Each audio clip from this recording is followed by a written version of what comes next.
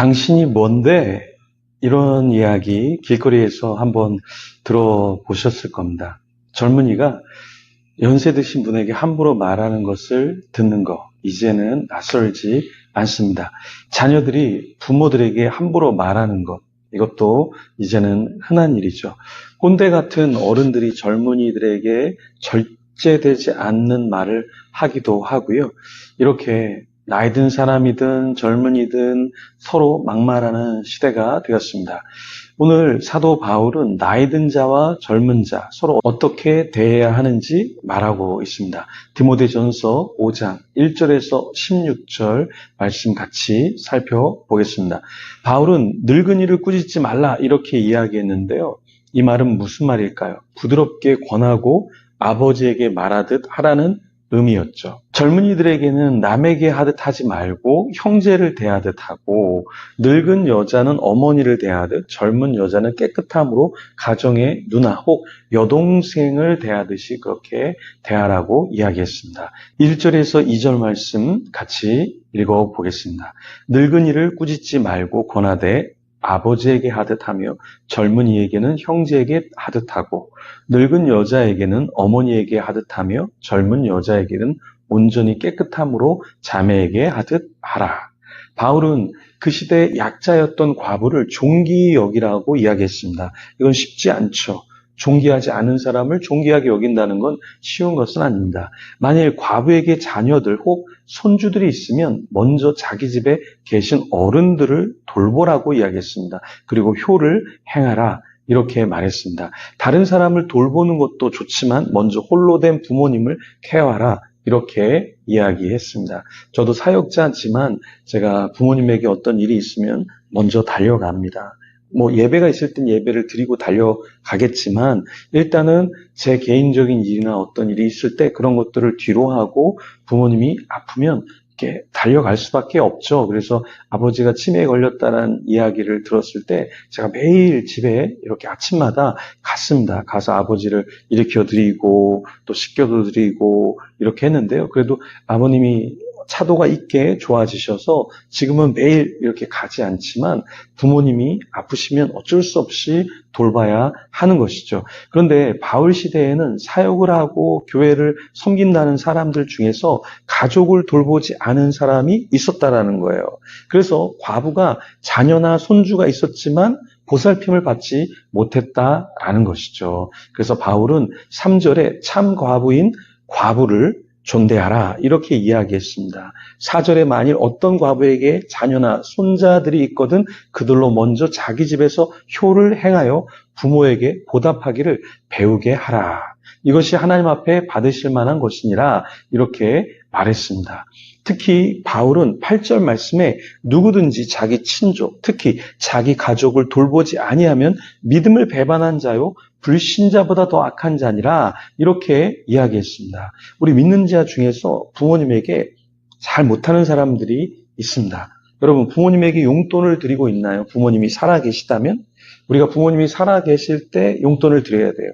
또 우리 부모님들은 자녀들에게 많은 용돈은 아니지만 조금의 사랑의 표시라도 돈을 벌고 있다면 용돈을 조금은 받아야 합니다. 그리고 줘야 된다고 이야기해야 합니다. 나중에는 많이 벌어도 부모에게 줘야 되는지를 전혀 모르는 경우가 있습니다, 여러분. 그래서 우리가 정말 알아서 부모님을 잘 존귀하게 대하면 좋은데 너무 부모님에게 사랑을 베풀지 못하는 자녀가 있다면 너무 어리면 어쩔 수 없지만 이제는 경제적인 자유가 있고 일을 하고 있다면 그것도 가르쳐야 하는 것입니다. 바울은 과부들 중에 명부에 올릴 수 있는 자가 있다고 이야기했습니다. 나이가 60 정도는 돼야 하고요. 남편의 아내였던 자 그리고 선한 행실의 증거가 있어야 한다. 이렇게 이야기했습니다.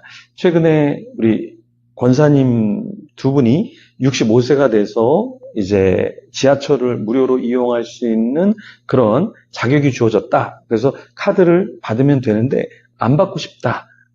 이야기하는 분도 계신데요.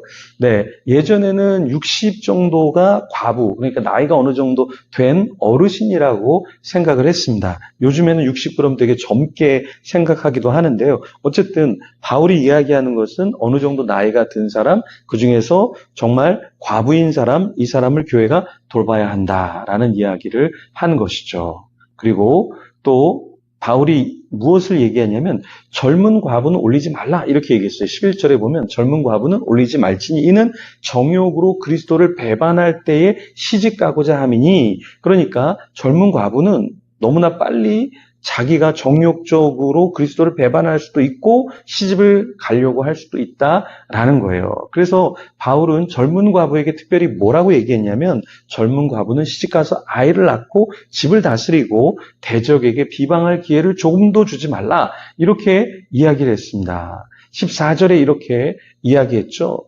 왜 이렇게 이야기했습니까? 바울은 나이 든 과부보다 젊은 과부는 재혼을 할 수 있으면 그냥 차라리 재혼을 해라. 그렇지 않고 정욕적으로 뭔가 잘못된 길로 가고 그렇게 뒷수습을 하지 말고 그냥 재혼할 수 있으면 재혼하는 것도 나쁘지 않다. 이렇게 이야기했습니다. 요즘에는 재혼하는 커플이 또 많이 있는데요. 재혼하는 가정에 아픔이 있는 경우도 있습니다. 그래서 또 이혼하고 다시 재혼하는 경우도 있죠. 이게 사회적인 문제인데요. 바울은 일단은 재혼을 할 수 있으면 재혼을 하라고 이야기했고요. 또 이혼을 하는 것에 대해서 그렇게 바울이 권장하진 않았지만 우리가 믿는 자라면 어떻게 됩니까? 이혼을 안 할 수 있다면 될 수 있으면 안 해야 하고요. 그래서 가정이 온전히 지켜져야 할 것이고요. 재혼을 해도 정말 조심해서 기도하는 가운데 재혼을 잘해야 되겠죠. 왜냐하면 또 깨지면 그 자녀들, 그 연관된 가족들이 또 상처를 받을 수밖에 없으니까요. 그래서 우리는 기도하는 가운데 이혼하지 말고 재혼을 하더라도 우리가 잘 기도하는 가운데 재혼을 해야 됩니다. 어떤 분은 가정사역자인데 이혼하고 또 이혼하고 그리고 가정사역자라고 사역을 하는 경우가 있어요. 이것도 건강하지는 않습니다. 여러분, 우리가 먼저 그리스도 안에서 서로를 잘 받아주고 이해하고 사랑하는 가운데 우리 가정을 지켜야 할 것입니다. 정욕적으로 잘못된 길에 빠지지 않도록 젊은 과부는 시집을 가라 이렇게 얘기했지만 우리가 정욕에 빠져서도 안 되겠죠. 네. 그래서 우리 자신을 위해서 또 우리 가정을 위해서 우리가 더 기도하고 건강한 사람이 되고 교회는 도와야 될 합당한 사람을 찾아서 잘 지혜롭게 도와야 할 겁니다. 오늘도 하나님 안에서 건강한 나 자신, 우리 가정이 되도록 같이 우리 눈 감고 개인적으로 기도하며 하나님 앞에 나아가도록 하겠습니다.